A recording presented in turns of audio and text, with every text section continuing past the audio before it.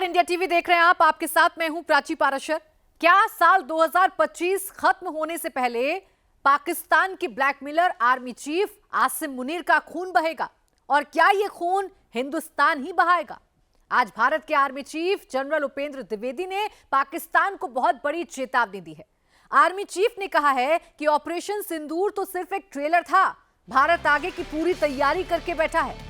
Army chief ने मुनीर को warning दी है कि अब अगर उसने कोई भी हरकत की तो हिंदुस्तान बहुत तगड़ी कार्रवाई करेगा। आर्मी चीफ ने आज क्लियर कर दिया है कि पाकिस्तानी आतंकवादी और उनके आका भारत दोनों को एक नजर से देखेगा। सेना प्रमुख ने यह भी कहा है कि भारत अब पाकिस्तान की किसी भी ब्लैकमेल से डरने वाला नहीं है। आर्मी चीफ ने युद्ध के साफ साफ संकेत दे दिए हैं और यह भी कहा है कि अगला युद्ध 4 महीने चलेगा या 4 साल चलेगा, यह अभी नहीं बताया जा सकता, लेकिन भारतीय सेना युद्ध के लिए तैयार है। इस बीच बस थोड़ी देर पहले गृह मंत्री अमित शाह ने भी बड़ा बयान दिया है। अमित शाह ने कहा कि दिल्ली बम धमाकों में शामिल एक एक आतंकवादी का, एक एक गुनहगार का पाताल से भी ढूंढकर शिकार किया जाएगा। आतंकवाद को जड़मूल से एलिमिनेट किया जाएगा। एक ही दिन में भारत के सेना प्रमुख और गृह मंत्री की चेतावनी के बाद पूरे पाकिस्तान में हाहाकार मच गया है। पाकिस्तान में कमेंट्री शुरू हो गई है कि बहुत जल्द मुनीर का खून बहने वाला है। और ये कब होने वाला है, कैसे होने वाला है, इस रिपोर्ट में दिखाते हैं। हम पूरी तैयारी करके बैठे हुए हैं। हमें कुछ ना कुछ कार्रवाई करनी पड़ेगी। आर्मी चीफ ने क्या हिंट दिया है? हिंदुस्तान कौन सा एक्शन लेने जा रहा है? क्या मुनीर को मारने का वक्त करीब आ गया है? क्या पाकिस्तान में नया टारगेट लॉक हो चुका है? क्या हमले का दिन, हमले का वक्त सब सेलेक्ट हो चुका है? मूवी शुरू भी नहीं हुई थी, सिर्फ एक ट्रेलर दिखाया गया था, सिर्फ एक ट्रेलर दिखाया गया था। मई 2025 तो थी सिर्फ एक झांकी। मुनीर के अंत की पिक्चर अभी है बाकी। इंडियन आर्मी चीफ ने जारी कर दी है नई वार्निंग। मुनीर के लिए 2025 बहुत अलार्मिंग। अब जो आतंकवादी हैं या उनके आका हैं वो हमारे लिए समान मान, हम किसी ब्लैकमेल से डरने वाले नहीं। क्या हिंदुस्तान ब्लैकमेलर मुनीर को अब नहीं छोड़ेगा? क्या पाकिस्तान का ब्लैकमेलर आर्मी चीफ 2025 खत्म होने से पहले पहले मरेगा? लड़ाई कितने दिन चलेगी ये आज हम नहीं बता सकते हैं। हमने तो लड़ाई तकरीबन 88 घंटे में की, कल कोई 4 महीने भी चल सकती, 4 साल चल सकती। क्या मोदी सरकार पाकिस्तान के खिलाफ बहुत बड़े जंग की तैयारी कर रही है? क्या अगली जंग 4 महीने भी चल सकती है, 4 साल भी चल सकती है? लग तो ऐसा ही रहा है। चंद घंटों के भीतर इसके एक नहीं कई सारे हिंट्स मिले हैं। इंडियन आर्मी के वेस्टर्न कमांड ने बस कुछ घंटों पहले युद्ध की तैयारियों का एक नया टीजर लॉन्च किया है। ये तस्वीरें मुनीर को डराने वाली हैं, लेकिन इन तस्वीरों के अलावा इस वीडियो के साथ आया एक मैसेज नोट करने वाला है। वीडियो के पहले फ्रेम में ही पाकिस्तान के लिए कहा गया है, ये दम, जोश और तैयारी दुश्मन पर पड़ेगी बहुत भारी। और ये इकलौता मैसेज नहीं है। इंडियन आर्मी ने एक और वीडियो पोस्ट किया है। 10 सेकंड के इस वीडियो में भारतीय सेना ने पाकिस्तान के आतंकवादियों को वार्न किया है, क्लियर कर दिया है कि आतंकवादी अब कहीं भी छिप जाएं, बच नहीं सकते। आखिरी लाइन और भी खतरनाक है। भारतीय सेना ने कह दिया है, आतंकियों की सेंचुरी यानी उनका अड्डा सिर्फ एक इमेजिनेशन है। तो क्या इसका मतलब यह है कि इंडियन आर्म्ड फोर्सेस पाकिस्तान पर हमले के लिए रेडी हैं? और क्या प्रधानमंत्री मोदी ने अपने तीनों आर्मी चीफ से बात कर ली है? क्या बस मोदी के गो अहेड कहने भर की देरी है? क्योंकि अगर ऐसा नहीं होता तो आर्मी चीफ खुद कैमरे पर आकर युद्ध की बातें नहीं करते। पाकिस्तान पर हमले की, पाकिस्तान को सबक सिखाने की, मुनीर का खून बहाने की, इस्लामाबाद से रावलपिंडी तक, कराची से लाहौर तक तबाही मचाने की चेतावनी जारी ना करते। 1.0 तो देखिए, मैं तो ये कहना चाहूंगा कि मूवी शुरू भी नहीं हुई थी, सिर्फ एक ट्रेलर। केसरिया से मन जोगी हुआ रे, दिल झूमे देखो।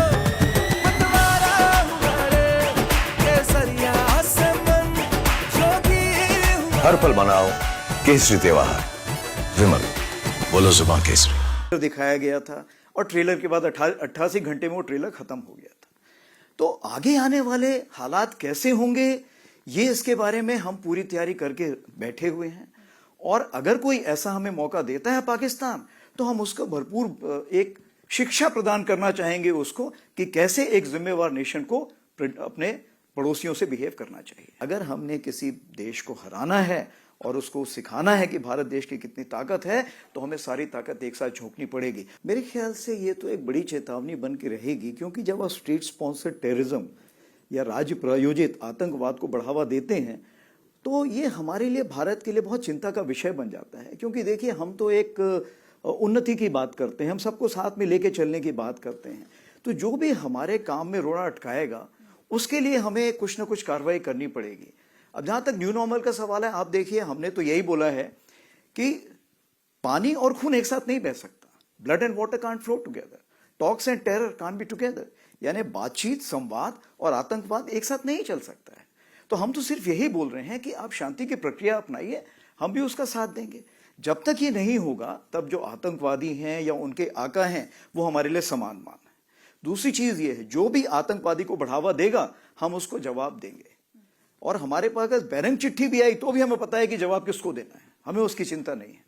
और जहां तीसरी बात है कि जहां तक आप ब्लैकमेल करना चाहते हैं हमें किसी चीज के लिए, मेरे ख्याल से भारत अभी इतना संपन्न है कि हम किसी ब्लैकमेल से डरने वाले नहीं हैं। लड़ाई कितने दिन चलेगी, ये आज हम नहीं बता सकते हैं। हमने तो लड़ाई तकरीबन मान लीजिए 88 घंटे में की, कल कोई 4 महीने भी चल सकती है, 4 साल चल सकती है। इस चीज को मद्देनजर रखते हुए, क्या हमारे पास साजो सामान है उस लड़ाई को लड़ने के लिए? क्या उसके लिए शस्त्र हैं? अगर नहीं है, तो उसकी हमें तैयारी करनी पड़ेगी। हमें यह देखना पड़ेगा कि हमें 4 साल की लड़ाई तक के लिए भी तैयारी करके रखनी पड़ेगी। सोमवार को इंडियन आर्मी चीफ का बयान आया कि पाकिस्तान के आर्मी चीफ ने आनन फानन में अपनी फौज को रेडी रहने का ऑर्डर जारी कर दिया। मुनीर ने पहले वही घिसी पीटी गीदड़ फटकी दी। कहा, अगर भारत ने पाकिस्तान पर युद्ध थोपा तो उसका कड़ा जवाब दिया जाएगा। मुनीर ने फिर से वही बात दोहराई जो उसने पहलगाम हमले से पहले दोहराई थी। इस बार भी उसने ये बकवास की है कि जब मुसलमान अपने अल्लाह पर भरोसा करता है तो दुश्मन पर फेंकी गई मिट्टी मिसाइल में बदल जाती है। लेकिन मुनीर की बात से खुद उसके मुल्क के लोग इत्तेफाक नहीं रखते। पाकिस्तानी तो इस वक्त हिंदुस्तानी टैंक्स, हिंदुस्तानी ड्रोन से मचने वाली तबाही का ट्रेलर देख देखकर थर थर कांप रहे हैं, घबरा रहे हैं। मुनीर को यह कह कहकर चेता रहे हैं कि इस बार मोदी छोड़ने वाला नहीं है।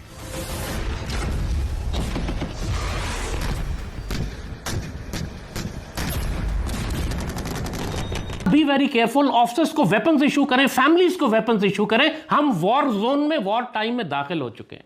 लोग अभी तक इस माइंडसेट में नहीं आए कि हम एक अर्बन वॉर में हैं और दुश्मन हमारी सफ़ों के अंदर है। नाज़रीन किराम, इस वक्त खामोशी है। भारत की जानिब से एक हू का आलम है। भारत में पुरस्कार धमाके हो रहे हैं, लेकिन यूं लग रहा है कि भारतीय सरकार की खामोशी एक बड़े तूफान का पेशखेमा है।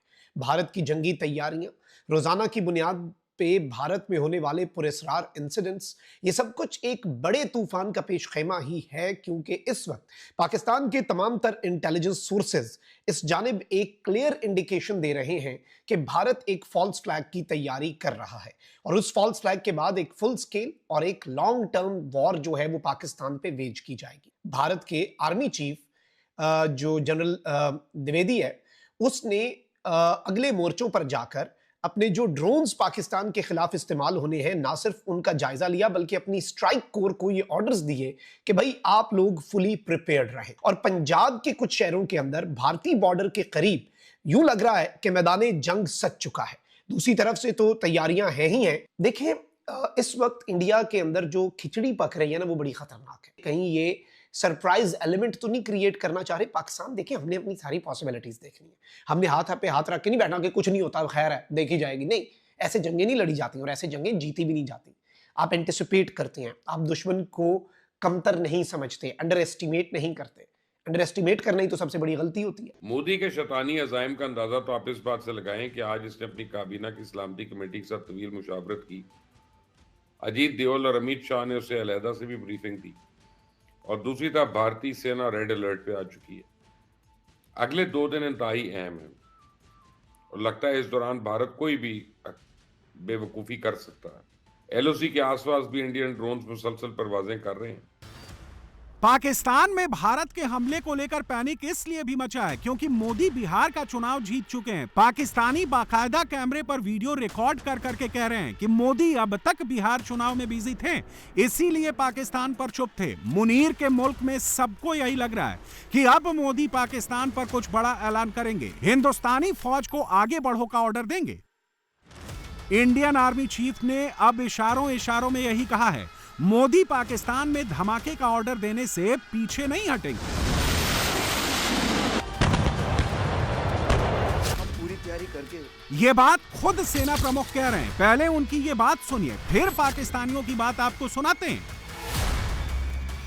डेटरेंट जो हम बोलते हैं सैन्य शक्ति, और जो हमारा राजनीतिक इरादा है, राजनीतिक निर्णय लेने की जो काबिलियत है, क्योंकि डिटरेंस तब काम करता है जब आप उस पर विश्वास कर सके कि हाँ ये कुछ करेंगे अगर हमने कुछ कार्रवाई गलती की तो। दूसरी चीज ये है कि क्या सामने वाला उस पर विश्वास करता है, तो हाँ आज जो हमारा डिटरेंस है हम कह सकते हैं कि हम ये करेंगे, दूसरा वाला विश्वास करता है कि ये कर देंगे। तीसरी चीज ये है क्या उसके पीछे आपकी सैन्य शक्ति है। हाँ आज की तारीख पे हमारे पास वो सैन्य शक्ति है जो दिन ब दिन बढ़ती जा रही है। आर्मी चीफ जिस राजनीतिक इच्छा शक्ति की बात कर रहे हैं, मोदी ने वो समय समय पर दिखाई है और इसलिए भी पाकिस्तान में सबका खौफ आई है। पाकिस्तानी भी जानते हैं कि अगर मोदी ने इरादा कर लिया तो युद्ध होकर रहेगा। मोदी ने अगर सेना से कह दिया कि मुनीर पर पाकिस्तानी आतंक केसरिया से मन जोगी हुआ रे, दिल झूमे देखो मतवारा हुआ रे, केसरिया से मन जोगी हुआ। हर पल मनाओ केसरी त्योहार। विमल, बोलो जुबान केसरी। क्यों पर अटैक करो तो अटैक होकर रहेगा। और चूंकि मोदी अब बिहार से फ्री हो चुके हैं तो पाकिस्तानियों को डर लगने लगा है कि कहीं अब मोदी का पूरा फोकस पाकिस्तान के ऊपर ही तो नहीं है।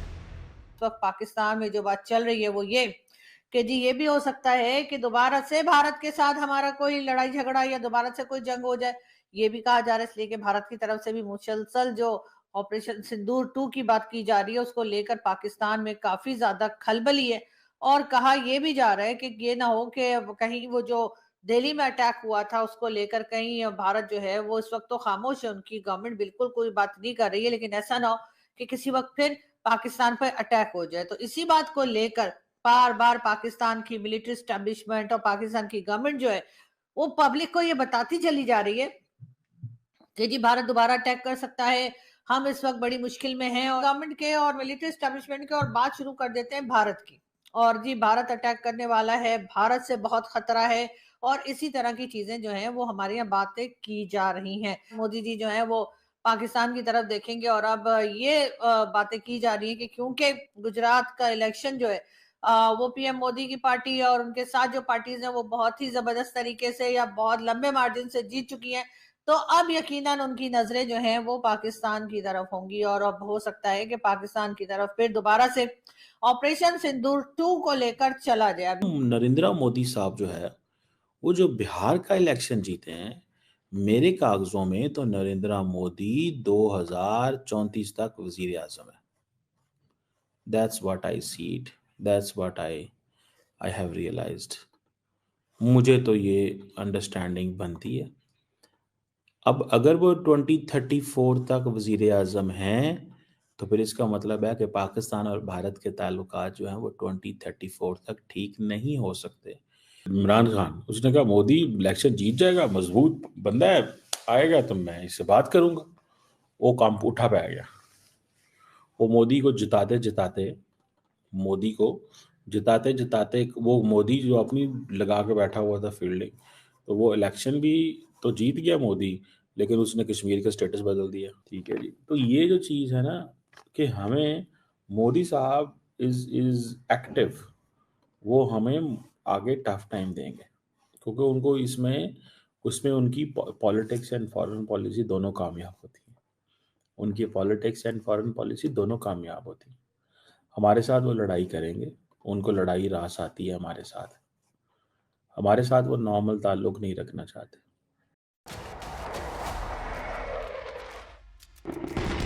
हिंदुस्तान की वॉर वाली तैयारी का आफ्टर इफेक्ट देखिए। मुनीर ने भी अपनी फौज को हथियार और साजो सामान के साथ युद्ध अभ्यास पर लगा डाला।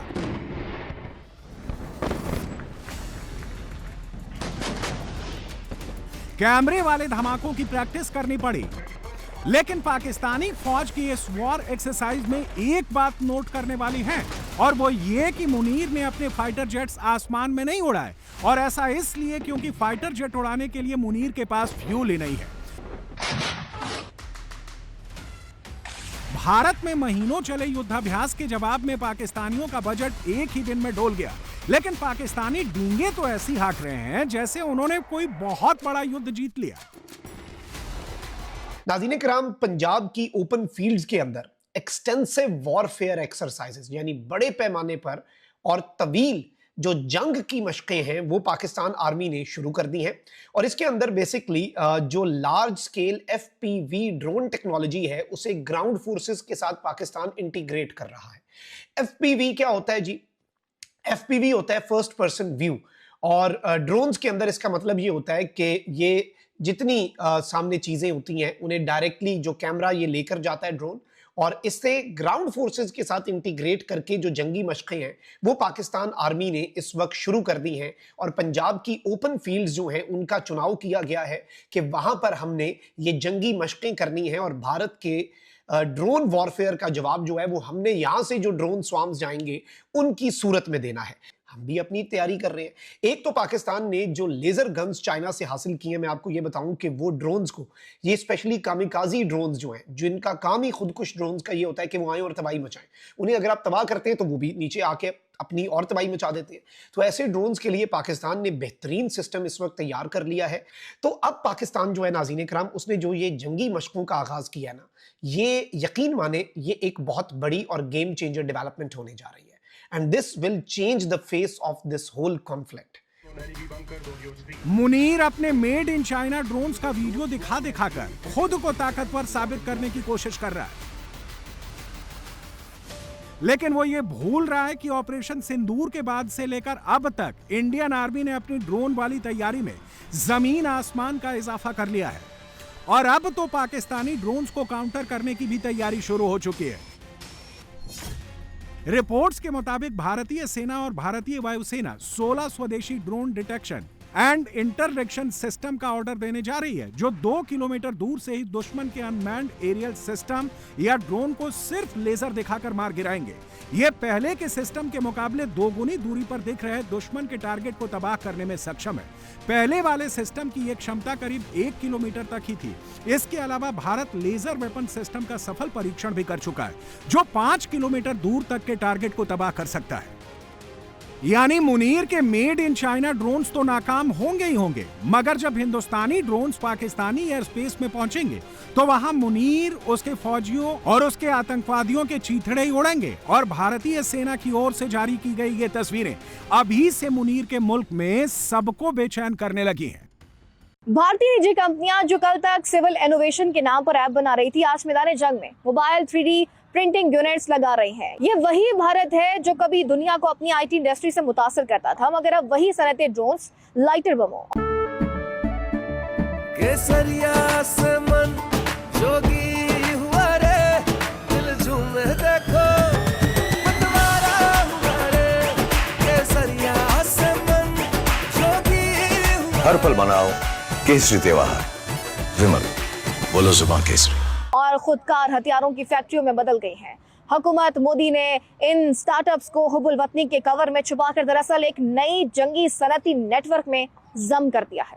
अब सोचिए, जब कंटेनर्स में रखे छोटे प्रिंटिंग यूनिट्स बॉर्डर के करीब जाकर ही ड्रोन्स बना और मुरम्मत कर सकें, तो जंग का फासला, वक्त और सोच सब खत्म हो जाते हैं। अब जंग का फैसला किसी सियासी या अखलाकी लम्हे पर नहीं होगा, बल्कि एक एल्गोरिदम, एक प्रिंट कमांड या एक बिजनेस कॉन्ट्रैक्ट पर हो जाएगा। भारत के इस नए मॉडल में इख्तिरा का मतलब इजाद नहीं, तबाही है। इंडस्ट्रियल प्रोग्रेस का मतलब अब रोजगार नहीं, बारूद है। ऑपरेशन सिंदूर के बाद मोदी सरकार ने जैसे फैसला किया हो, अब इसे मार्केट के जरिए जीतना है। नतीजा ये कि कॉर्पोरेट सेक्टर को हुबुल वतनी के नाम पर जंगी मशीनरी में झोंक दिया गया है। अब ये जो सारी चीजें चल रही हैं, इसमें भारत इज डूइंग समथिंग, जो कि उसने पूरी कोशिश की हुई है कि किसी तरह से पाकिस्तान को अंडरमाइन किया जाए। उसमें दो एलिमेंट्स हैं उनके मेजर। एक है कि जी हम जिस तरह ये आपने देखा अभी 2019 में एंड देन 2025 के एग्रेशन इज इंक्रीजिंग। इसको हम कहते हैं फौज की जुबान में या स्ट्रेटजी की जुबान में direct strategy, military conflict to try and which is obviously very Pulwama and Pahalgam. जी, Pulwama, it's a very stupid thing between two nuclear powers. It's a very, very dangerous thing, and create difficulties for Pakistan on the western border as well as from on the eastern border. So, अब क्या options हैं? वो they go in for a bigger action against Pakistan. अब वो 8-10 दिन के बाद इसके linkages और वो establish करना शुरू करें, आहिस्ता-आहिस्ता इसको उस तरफ लेके जाएं, and then they create an environment because otherwise it's a double-edged weapon now.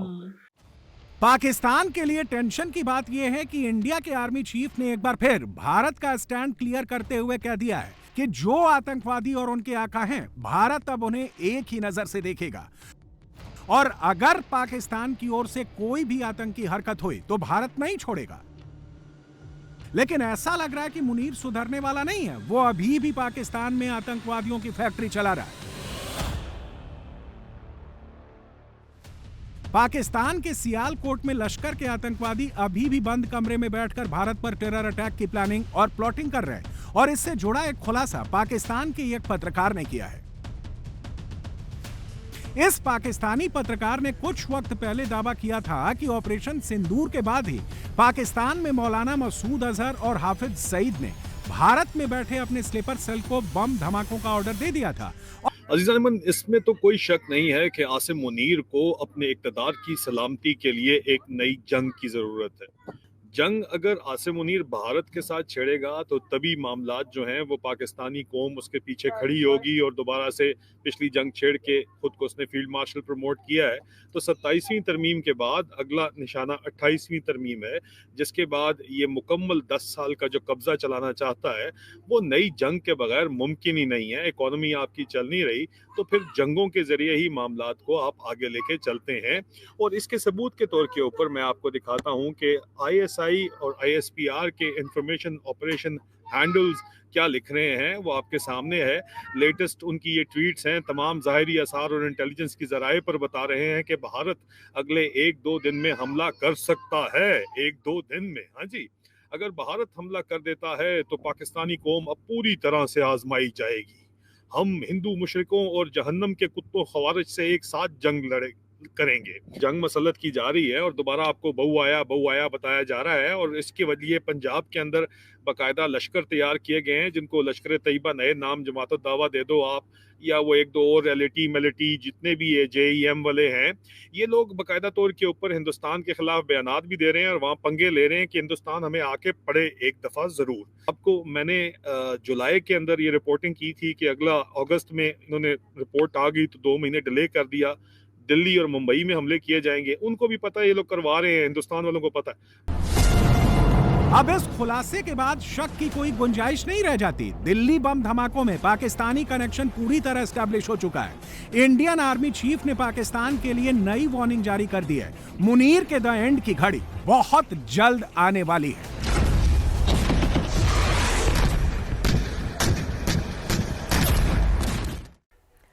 रूस यूक्रेन के बीच लड़ाई बहुत विध्वंसक हो गई है। आसमान से बारूद बरस रहा है।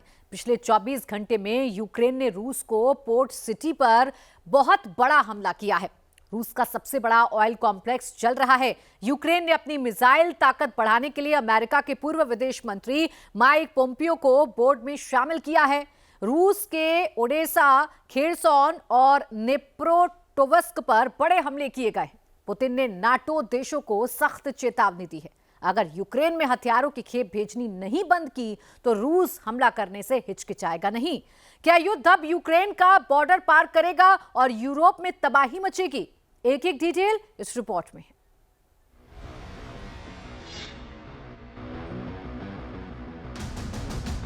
रूस की धरती पर बारूद बरस रहा है। आसमान में एटमी शोले उठ रहे हैं। पुतिन का शहर धू धू कर जल रहा है। चारों तरफ आग की लपटें उठ रही हैं।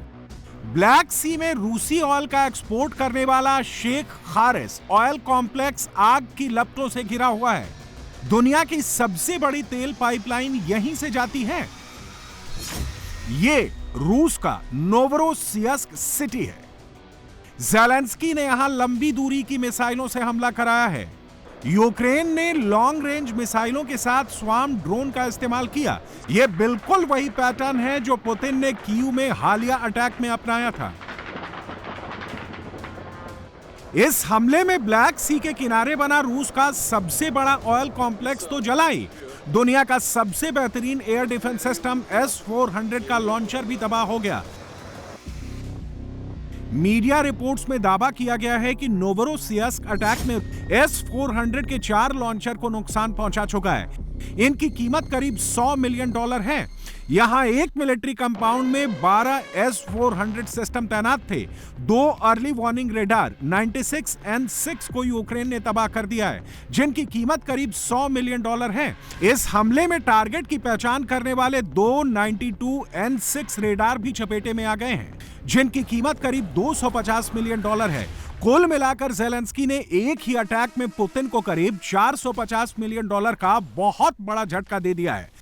इस हमले के बाद पुतिन आग बबूला हैं। उनकी एजेंसियां पता लगाने में जुटी हैं कि हमले में कौन से हथियार का इस्तेमाल किया गया। ज़ेलेंस्की ने दावा किया था कि इस हमले में यूक्रेन में बने लॉन्ग रेंज ड्रोन का इस्तेमाल किया गया है।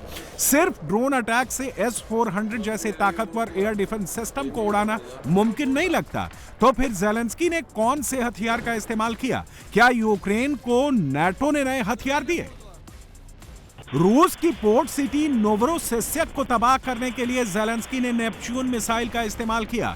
नेपच्यून यूक्रेन की लॉन्ग रेंज क्रूज मिसाइल है। रूसी एयर डिफेंस को चकमा देने के लिए नाटो की मदद से मिसाइल की विध्वंसक क्षमता बढ़ाई गई, जिसने S-400 जैसे सिस्टम को चकमा देते हुए शहर में तबाही मचाई। मिसाइल के फटते ही पुतिन के शहर में आग का गुबार छा गया। ज़ेलेंस्की की नेपच्यून क्रूज मिसाइल 1000 किलोमीटर तक मार कर सकती है। इसकी रफ्तार 900 किलोमीटर प्रति घंटा है। अटैक के अंतिम चरण में यह सिर्फ 3 से 5 मीटर की ऊंचाई पर उड़ती है, जिसकी वजह से अक्सर डिफेंस सिस्टम इंटरसेप्ट करने में चूक जाते हैं। इसे ट्रक बेस्ड मोबाइल लॉन्चर से दागा जाता है। इसमें लगा 260 किलो का विस्फोटक जहां फटता है, वहां आग में जलकर सब खाक हो जाता है। ब्लैक सी के किनारे बसी रूस की नोवरोसियस्क सिटी राजधानी मॉस्को से 1515 किलोमीटर दूर है। इसे सोवियत काल में बसाया गया था, तब इसे रूस का हीरो सिटी कहा जाता था। 2020 में पुतिन ने रूस की ब्लैक सी फ्लीट का हेडक्वार्टर सेवेस्टोपोल से हटाकर यहीं शिफ्ट कर दिया था। इस फ्लीट में 80 वॉरशिप हैं। यहां रूस का बड़ा नेवल बेस भी है। 2007 से 2012 तक इस शहर के डेवलपमेंट पर पुतिन ने $480 मिलियन खर्च किए थे। पुतिन इस हमले का बदला बहुत जल्द ले सकते हैं। मिसाइलों की नई खेप रूस ने तैनाती के लिए भेज दी है। रूस ने नाटो और EU देशों को चेतावनी भी जारी की है। अगर ब्रसेल्स युद्ध पर ही आमादा है, तो फिर रूस भी हर तरीके से जवाब देने के लिए तैयार है। रूसी झंडा लगे हुए ट्रकों में इन मिसाइलों को लोड कर मोर्चे के लिए रवाना कर दिया गया है। इनके साथ रूसी सेना की मिसाइल आर्मी भी रवाना कर दी गई है। अब सवाल बस इतना है कि तबाही सिर्फ यूक्रेन में होगी या फिर पुतिन बाउंड्री पार करेंगे, निशाना नाटो भी बनेगा। यूक्रेन पर जब जब तबाही आती है, पुतिन ज्यादातर इस्कंदर, कैलिबर, किंजल और हाइपरसोनिक ज़िरकॉन मिसाइल का इस्तेमाल करते हैं। अब S-400 पर हमले के बाद पुतिन ज़िरकॉन के साथ साथ क्या ओरेश्निक मिसाइल भी चलाने वाले हैं? रूस ने यूक्रेन पर ओरेश्निक मिसाइल से हमला आखिरी बार 21 नवंबर 2024 को नीप्रो सिटी पर किया था। ओरेश्निक का नाम सुनकर क्यों ज़ेलेंस्की और नाटो थर-थर कांपते हैं? ओरेश्निक में 6 वॉरहेड लगे होते हैं, जो अलग अलग ठिकानों पर टारगेट को तबाह करते हैं। हर एक वॉरहेड में कई विध्वंसक होते हैं, जो टारगेट पर गिरने के साथ पूरे इलाके को तबाह कर देते हैं। ओरेश्निक मिसाइल 12,300 किलोमीटर प्रति घंटे की स्पीड से प्रहार करती है। यूक्रेन के पास अभी जो डिफेंस सिस्टम है, उनके लिए पुतिन की ओरेश्निक को रोकना नामुमकिन है। यूक्रेन के पास जो सबसे मजबूत एयर डिफेंस सिस्टम है, वो है अमेरिका में बना पैट्रियट एयर डिफेंस सिस्टम, जिसे रूस तैनाती के 2 हफ्ते के अंदर ही कबाड़ कर देता है। यह बात खुद अमेरिका के विदेश मंत्री मार्को रूबियो स्वीकार कर चुके हैं।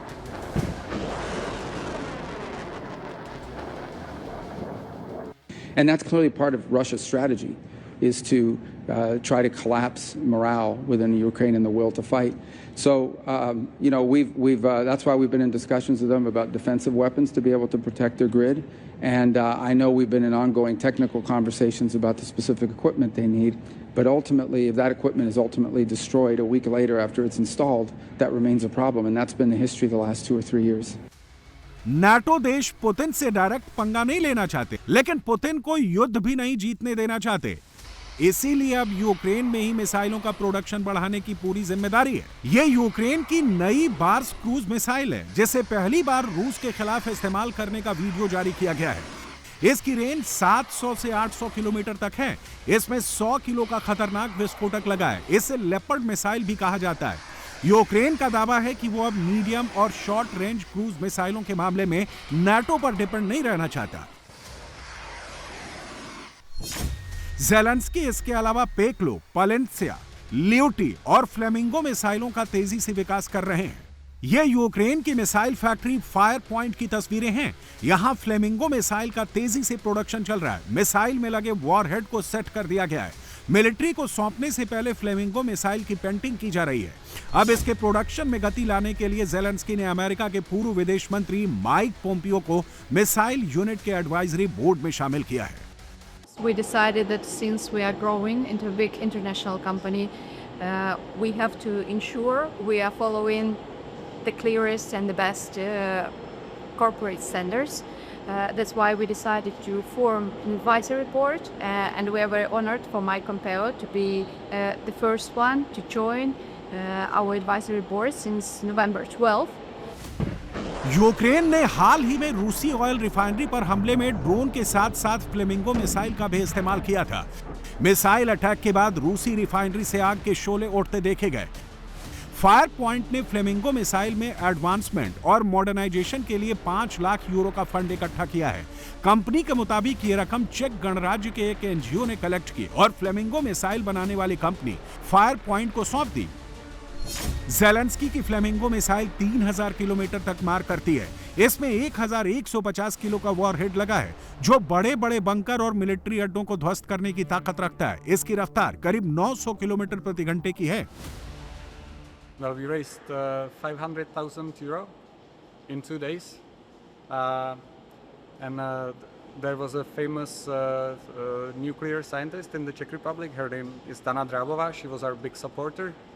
She died, unfortunately, 6th of October, and we decided in her name to do this campaign. And we believe that it also helped a lot that it was in her name, and that's why we were able to raise money in 2 days. Zelensky, Trump और NATO अगर डाल तो Putin पात हैं। अभी तक आपने AK series में AK-47 और AK-56 का इनाम सुना होगा। ये AK सीरीज में रूस का नया वेपन AK-306 है। पहली टेस्टिंग में ही AK-306 ने अपनी काबिलियत साबित कर दी है। इसे समंदर में रूसी जहाजों और शिप को लो एल्टीट्यूड पर उड़ने वाले ड्रोन को मार गिराने के लिए तैयार किया गया है। इसके अलावा AK-306 दुश्मन की सुसाइड बोट्स को भी मार गिराने में सक्षम है। AK-306 1 मिनट में 1000 राउंड फायर करती है। यह 5000 मीटर दूर जमीनी टारगेट को ध्वस्त कर सकती है। 4000 मीटर दूर हवाई टारगेट को मार गिरा सकती है। इसमें 30 mm की तोप लगी है। पुतिन ने ज़ेलेंस्की का वेलकम मिसाइलों की नई खेप से शुरू कर दिया है। ये गर्जना रूस की इस्कंदर M मिसाइल की है, जिसका प्रहार यूक्रेन के कब्जे वाले नेप्रोपेट्रोवस्क में हुआ। पुतिन ने उसी नेपच्यून मिसाइल के लॉन्चर को निशाना बनाया है, जिससे ज़ेलेंस्की ने मिसाइलें मारकर रूस में एटमी शोले भड़काए थे। रूस ने नेप्रोपेट्रोवस्क के वासिल्यव्स्कोए में यूक्रेन के हिमार्स रॉकेट लॉन्चर को भी धुआं कर दिया। पुतिन की मिसाइलों का नया डोज ज़ेलेंस्की पर बहुत भारी पड़ा है। खार्किव में रूसी मिसाइल अटैक के बाद आग के शोले उठ रहे हैं, इमारतें जल रही हैं, कारों में आग लगी हुई है। रूसी मिसाइल हमले से पहले ये यूक्रेन की एक खूबसूरत बस्ती थी। अब इस हाई राइज बिल्डिंग वाले इलाके में धुआं ही धुआं है। मलबा चारों तरफ बिखरा हुआ है। 12 से 17 साल की उम्र की 4 लड़कियां घायल हुई हैं। यूक्रेन के पोर्ट सिटी ओडेसा में रूस ने 2 इस्कंदर मिसाइलों से हमला किया है। पुतिन ने यहां अंधेरा करने के इरादे से यूक्रेन के एनर्जी और पोर्ट इंफ्रास्ट्रक्चर को टारगेट किया है। इसके अलावा 128 ड्रोन से भी हमला किया। ये तस्वीरें ज़ैपोरिज़िया की हैं, जहां दिनों दिन लड़ाई और तेज होती जा रही है। रूस ने यहां यूक्रेनी सेना की एक बटालियन को टारगेट किया, जो जंगल और मैदानी इलाकों में छोटे छोटे केबिन बनाकर हमले कर रही थी। रूसी ड्रोन यहां यूक्रेन की कमर तोड़ने के लिए सिग्नल टावरों को निशाना बना रहे हैं। रूस का कामिकाज़े ड्रोन जैसे ही टावर से टकराता है, वहां आग लग जाती है और देखते ही देखते टावर का ऊपरी हिस्सा टुकड़े टुकड़े होकर जमीन पर आ गिरता है। रूस का यह अटैक ज़ैपोरिज़िया के रिवनोपोल में हुआ है। रूस ने बस्ती में ग्लाइड बम से हमला किया। बम फटते ही आसमान में आग और धुएं का ऊंचा गुबार छा गया। इससे अंदाजा लगाइए कि उस बस्ती में कितना नुकसान हुआ होगा। रूस यहां उसी तरह बस्तियों को ड्रोन और बमों से उड़ा रहा है, जैसे प्रोक्रोबस और मिर्नोग्राड में कर चुका है। रूसी फौजें इन शहरों को गाजा बनाते हुए आगे बढ़ रही हैं। एक एक घर के पर खच्चे उड़ाए जा रहे हैं। बस्तियों को उजाड़ने के बाद रूसी सैनिक यहां झंडे लहराते हुए वीडियो बना रहे हैं। अगर कोई यूक्रेनी टुकड़ी यहां आती है तो रूसी ड्रोन उसके पीछे तब तक लगे रहते हैं जब तक मार नहीं गिराते। पूर्वी यूक्रेन के गांव में लड़ाई कितनी भीषण हो रही है, उसका अंदाजा इन तस्वीरों को देखकर लगा सकते हैं। जैसे ही एक यूक्रेनी फौजी रूसी सर्कल को तोड़ने के इरादे से गांव की तरफ आता है, तुरंत रूसी ड्रोन उसका पीछा करता है। फौजी जान बचाने के लिए कार से कूदकर भागता है, तभी रूस का सुसाइड ड्रोन कार से टकराता है और जोरदार धमाके से कार के परखच्चे उड़ जाते हैं।